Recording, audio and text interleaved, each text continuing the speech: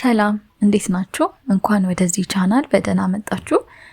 ከዚህ በፊት ስለ ፔመንት ሰርተፊኬት ቪዲዮ ሰርቼላችሁ ነበርና አብዛኞቻችሁ እስከ 3ኛ ድረስ ስሪልን ባላችሁ መሰረት ፔመንት ነምበር 1፣ ነምበር 2 እና ነምበር 3 በተከታታይ አዘጋጅቼላችኋለሁ ማለት ነው። አሁን ከፔመንት ነምበር 1 እንጀምራለን። ለዚህ ቻናል አዲስ የሆናችሁ ደግሞ ሰብስክራይብ በማድረግ እንደነዚህ አይነት ትምህርታዊ ቪዲዮዎችን ማግኘት ትችላላችሁ።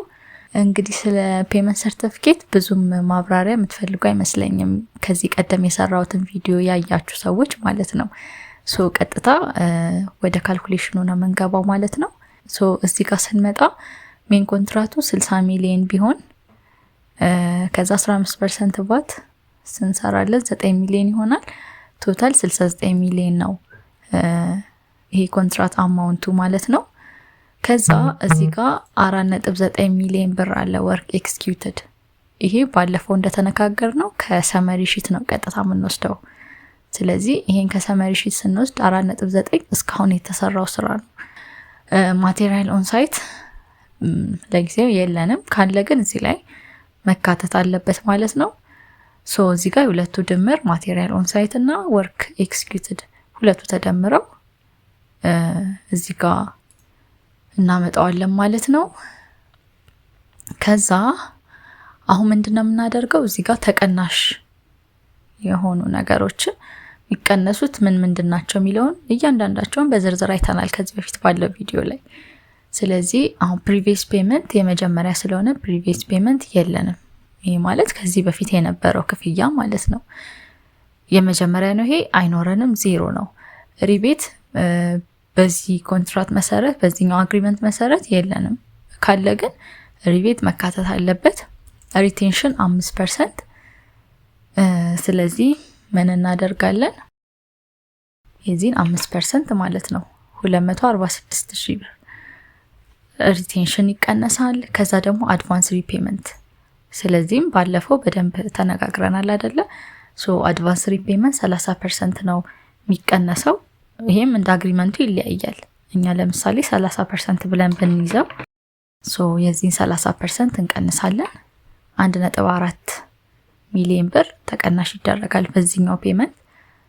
ይሄ ቶታል መደመር ነው ሁሉንም። ስለዚህ ስንደምራቸው ተቀናሾቹ አጠቃላይ 1.7 ሚሊዮን ብር ተቀናሽ ይሆናል ከተሰራው ከ4.9 ሚሊዮን ብር ላይ ማለት ነው። ስለዚህ ሁለቱን እንቀናንሳቸው። ስለዚህ 3.1 ሚሊዮን ብር ኔት የሰራው ነው ማለት ነው ኮንትራክተሩ። ግን ምን ይቀራል? ቫት ይቀራል። ስለዚህኛውም ባለፈው ቪዲዮ ላይ በደንብ ተነጋግረናል። ምን እናደርጋለን? ቀጥታ የምንጠቀመው ቅድም የወሰድነውን ይሄ ከሰመሪ ሺት የወሰድነው ኤክስኪዩትድ የተደረገው አማውንት ሳይቀናነስ የነበረው ማለት ነው። እሱን እንጠቀምና የሱን 15% ቫት እንሰራለታለን። 738,000 መጣ። ግን እዚህ ውስጥ ምን አለ? የፕሪቪየስ ፔመንት እና የአድቫንስ ሪፔመንት መቀነስ አለባቸው። ስለዚህ ይሄ መጀመሪያ ፔመንት ነው ስላለን ፕሪቪየስ ፔመንት አይኖርንም። አድቫንስ ሪፔመንት ግን እዚህ ጋር 1.4 መጥቶልናል አይደለ? የሱ ደግሞ ቫት ያስፈልጋል። ስለዚህ የሱን ቫት ደግሞ እንቀንሳለን ማለት ነው። ፕሪቪየስ ፔመንት 0 ስለሆነ የዚህን 15% ብቻ እንጠቀማለን። 221,000 ሆነ። ምን እናደርጋለን? 4.9 ሚሊዮኑን 15% ስንሰራለት 738,000 መጥቷል አይደል? ስለዚህ ከሱ ውስጥ 221,000 ስንቀንስ 516,000 ብር ይመጣል ማለት ነው። ስለዚህ ምን እናደርጋለን? ስለዚህ 3.7 ሚሊዮን ብር የሚከፈለው ይሆናል ማለት ነው ቫትን ጨምሮ። ወደዚህኛው ስንመጣ ኢንትሪም ፔመንት ላይ አድቫንስ ፔመንት ይሄ ኮንትራክተሩ የወሰደው ነው። ይሄ ከቫት በፊት ያለው ነው። ይሄ ደግሞ ቫትን ጨምሮ ያለው ነው። ፕሪቪየስ ፔመንት የለንም። ስለዚህ ምንድነው የምናደርገው? ቀጥታ እዚህ ጋር አድቫንስ ሪፔመንት ላይ እንመጣለን። ቀኑን እንጽፋለን። ያሁን ከሆነ ከረንት እንላለን። ስለዚህ እዚህ ጋር ምንድነው ቀጥታ የምንወስደው 1.4 አይደል የተቀነሰው፣ እሱ እንጠቀማለን። ቫት ደግሞ የሱ 15% 221,000 እዚህ ጋር የተጠቀምናት ቀደም ማለት ነው 221,000 ሆነ። ስለዚህ እናቀናንሳቸው ምን ያህል ቀረው የሚለውን በየፔመንቱ ማሳየት አለብን። ስለዚህ ከ15.1 ላይ 1.4 ከፍሏል። ቫቱንም እንደዛው ከ2.2 ላይ 221 ከፍሏል። ስለዚህ 15.7 ቀሪ አለበት ማለት ነው። እስካሁን ድረስ ከወሰደው ላይ እነዚህ ተቀንሰው 15.7 ሚሊዮን ብር ቀሪ አለበት ማለት ነው። በየፔመንቱ እንደዚህ እያሳየ ምን ያክል ቀሪ ያለበት ከፍሎ እስኪጨርስ ድረስ ያለውን ማሳየት አለብን ማለት ነው። ሶ ፔመንት ነምበር 1ን በዚህ መልኩ ጨረስን ማለት ነው። ወደ ቀጣዩ ደግሞ እንሂድ። እሺ እንግዲህ አሁን ደግሞ ወደ ፔመንት ሰርቲፊኬት ነምበር 2 ስንመጣ እዚህ ጋር ያሉ ነገሮች ያው ምንም የሚቀየር ነገር የለውም። ኮንትራት አማውንቱም ሁሉም ነገር እንዳለ ነው የሚሆነው። ሶ አዲስ ነገር የምንቀይረው ምንድነው? እዚህ ጋር ወርክ ኤክስኪዩትድ የሚለውን ቅድም አንደኛ ፔመንት ሲሆን እስካሁን የተሰራውን 4.9 ተጠቅመናል አይደለ? እዚህ ጋር ሁለተኛው ላይ ሲሆን ግን ያ 4.9 ሲደመር በዚህ ወር የተሰራው የተጨመረው አዲስ ስራ ማለት ነው። ስለዚህ ፕሪቪየስ እና ከረንት ኤክስኪዩትድ ሁለቱ ተደምረው ቱ ዴት የተሰራው ስራ ነው እዚህ ጋር የምንጠቀመው ማለት ነው። ሶ ይሄን ከተጠቀም ከሰመሪ ሺት ያው ቅድም እንዳልኳችሁ ከሰመሪ ሺት ነው ቀጥታ የምንወስደው እና ሁለተኛ ፔመንት እንደመሆኑ መጠን ቀድመን እዚህ ጋር ያሉትን ኢንፎርሜሽኖች እንሙላቸው። ምክንያቱም እዚህ ጋር የምንሞላቸው ከዚህ በፊት የነበሩ የተከፈሉ ክፍያዎችን ስለሆነ ማለት ነው። ፕሪቪየስ ፔመንት ከቫት በፊት የነበረው ስንት ነው? 3.1 ሚሊዮን አይደለ? እሱን ቀጥታ ቢፎር ቫት እዚህ ጋር እሱን እንጠቀማለን። ከዛ 15% ቫት ደግሞ የሱ ስንት ነው የመጣው? እዚህ ጋር 516,000 አይደለ? ስለዚህ 516,000 እዚህ ጋር ቫት።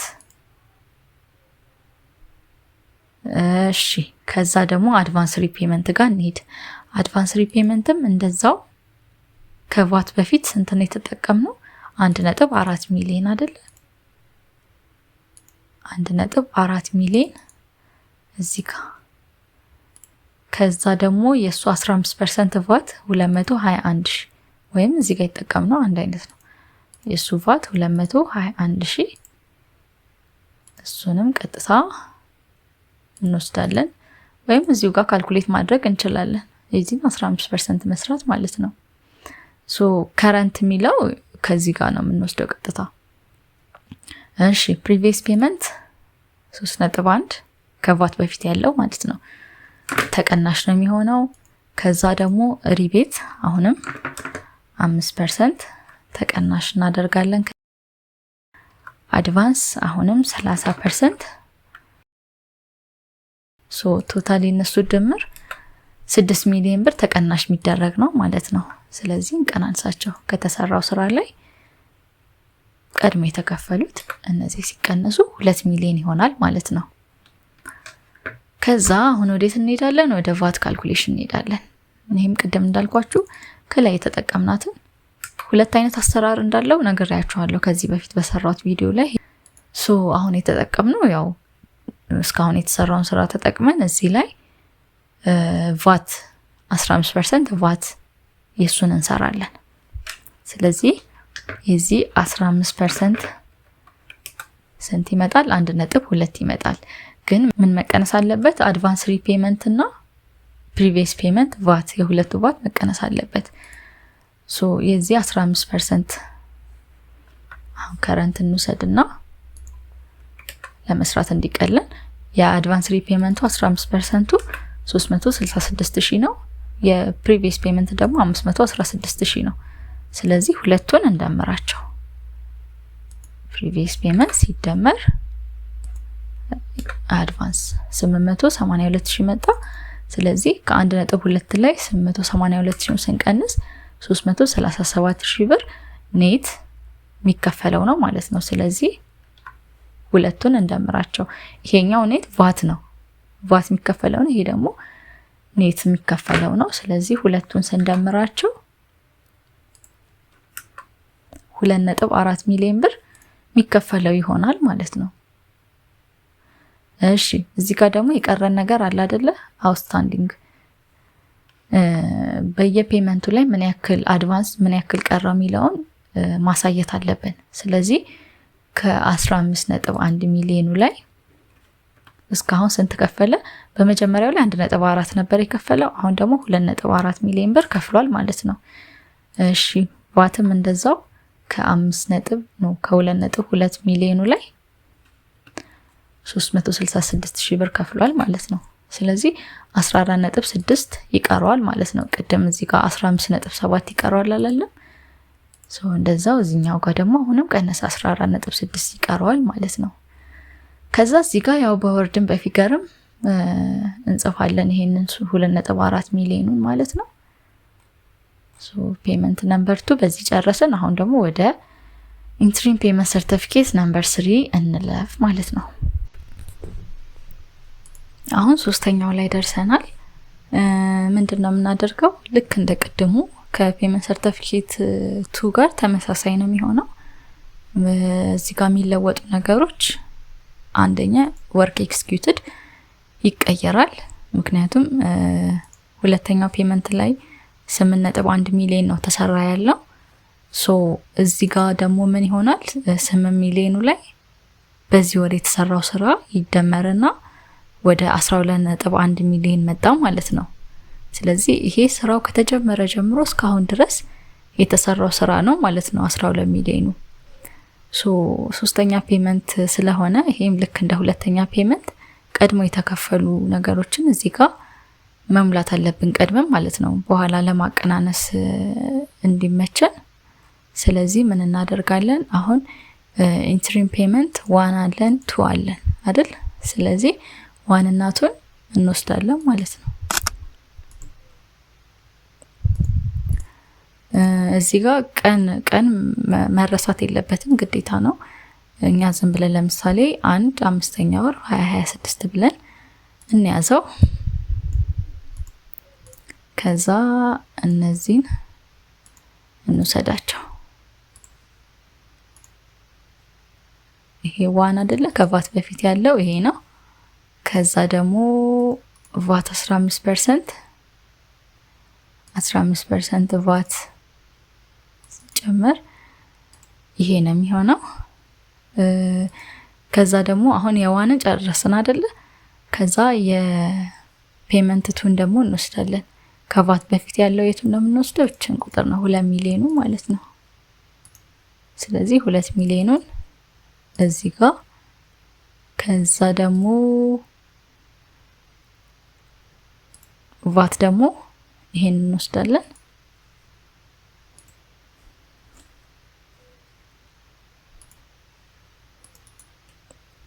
እዚህ ጋር ምክንያቱም እዚህ ጋር እነዚህ ሁለቱ ተደምረው አይደለ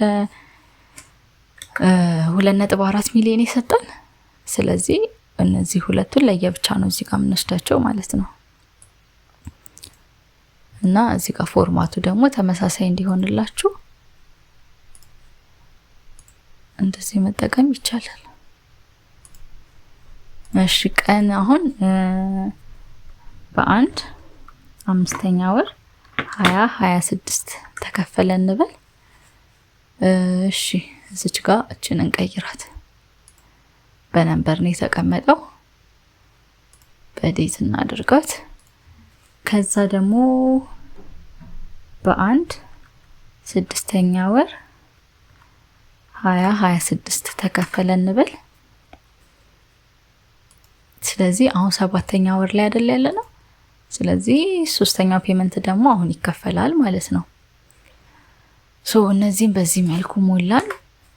ይሄ ድምሩ ደግሞ እላይ ድረስ መሄዱን ቼክ አድርጉ። አንዳንድ ጊዜ እየበዛ ሲመጣ ይሄ ሰሙ አንዳንዴ ወይ እንደዚህ ሊሆን ይችላል ምናምንና በጣም ትልቅ ስህተት ነው የሚፈጥረው ፔመንት ሰርቲፊኬት ላይ።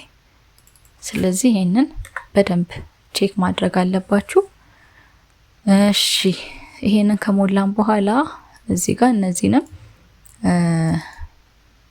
ለአድቫንስም ራሱንም መጠቀም እንችላለን። ተመሳሳይ ስለሆነ ቀኑ ማለት ነው ራሱ መውሰድ እንችላለን። ከዛ ደግሞ እዚህ ጋር እንመጣና ይሄ በመጀመሪያ ፔመንት የተቀነሰው አድቫንስ ነው። እሱን እዚህ ጋር ከዛ ደግሞ ሰከንድ ፔመንት ላይ ይሄ ከረንት ብለን ያዝነው የዚህን የሁለተኛውን ፔመንት አይደል? ስለዚህ ከቫት በፊት 2.4 ከዛ ቫት ደግሞ እንወስዳለን ማለት ነው። ከረንት የሚለው ደግሞ ያሁኑ ነው አይደለ? ስለዚህ ይሄንን ከረንት ቀጥታ እዚህ ጋር ምን ሰራው ነው የምንጠቀመው። ከዛ የዚህን 15% ይሆናል ማለት ነው። እሺ አሁን ወደዚህኛው እንመለስ። ፕሪቪየስ ፔመንት አሁን የምንጠቀመው የቱን ነው? እዚህ ጋር ይኸውላችሁ ይሄን ራሱ በጣም ጥንቃቄ አድርጉ። ፕሪቪየስ ፔመንት አሁን የመጀመሪያውን ብቻ እንዳይወስድብን እቺን የቱን ነው የምንወስደው? እዚህ ጋር ድምሩን ነው የምንወስደው። ይሄ ላይ ድረስ የተደመረው አይደለ? ስለዚህ እስካሁን ከቫት በፊት 5.2 ሚሊዮን ብር ተከፍሏል። እሺ ከዛ ሪቴንሽን 606,000 ብር ሪቴንሽን ይቆረጣል። ከዛ አድቫንስ ደግሞ 30% 3.6 ይሆናል። ስለዚህ አጠቃላይ ቶታል ተቀናሽ የሚደረጉት እነዚህ ናቸው። 9.5 ሚሊዮን ብር ቶታል ዲዳክሽን ይሆናል ማለት ነው ከተሰራው ስራ ላይ። ስለዚህ ምን እናደርጋለን? ከ12 ሚሊዮኑ ላይ 9.5 ሚሊዮን ስንቀንስ 2.6 በዚህ ወር የሰራው ስራ ነው ማለት ነው ኮንትራክተሩ። ስለዚህ ይሄም እዚህ ጋር ቅድም እንዳልኳችሁ ከላይ ከሰመሪ ተጠቀምናትን ነው ራሱን ቀጥታ የምንጠቀመው። ከዛ የሱን 15% ቫት እንሰራለን። ከዛ እዚህ ጋር ፕሪቪየስ ፔመንት እና አድቫንስ ሪፔመንት ቫት የነሱ ቫት ይቀነሳል አላልኳችሁ? ምን እናደርጋለን? ይሄው ቫት የፕሪቪየስ ፔመንት ቫት ሲደመር የአድቫንስ ሪፔመንት ቫት የሁለቱ ድምር 1.4 ይሆናል። ስለዚህ ከቶታል ከ1.8 ላይ 1.4 ስንቀንስ ወደ 420,000 ብር ይመጣል ማለት ነው። ስለዚህ ቫት አገኘን።